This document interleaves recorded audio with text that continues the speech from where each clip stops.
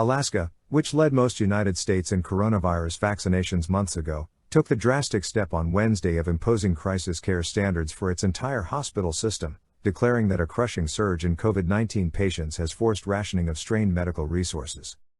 Governor Mike Dunleavy and health officials announced the move as the tally of newly confirmed cases statewide reached another single-day record of 1,224 patients amid a wave of infections driven by the spread of the highly contagious Delta variant among the unvaccinated. The Delta variant is crippling our healthcare system. It's impacting everything from heart attacks to strokes to our children if they get in a bike accident, Dr. Ann Zink, Alaska's chief medical officer, said at a news conference with Dunleavy.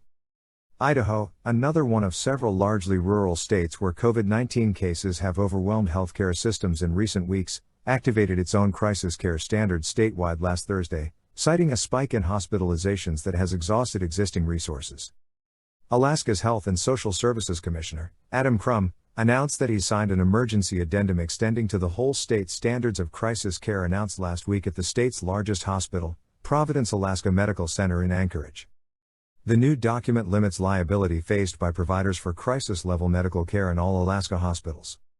Moreover, it acknowledges the realities of ration care statewide, with scarce medical supplies and staff prioritized in a way that denies normal levels of care to some patients for the sake of others, depending on how sick they are and their chances for recovery. Some critically ill patients, for example, have had to be treated outside intensive care units where they would typically be admitted, Zink said.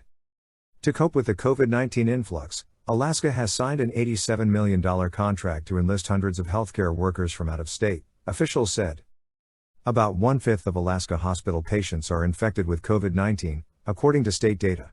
But that figure understates the burden placed on the system as a whole as it squeezes out capacity to treat victims of car accidents, strokes, heart attacks and other ailments, Dunleavy said.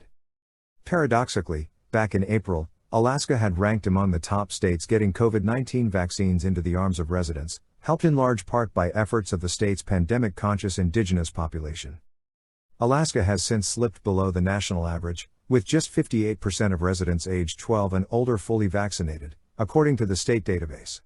The vaccination slump coincided with significant political resistance to public health requirements. In May, voters in Anchorage, the state's largest city, elected a new mayor, Dave Bronson, who campaigned against health mandates and has repeatedly expressed his refusal to get vaccinated.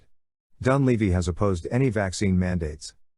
At Wednesday's news conference, the Republican governor defended his positions, citing Alaska's third lowest rate of COVID-19 deaths in the nation per capita.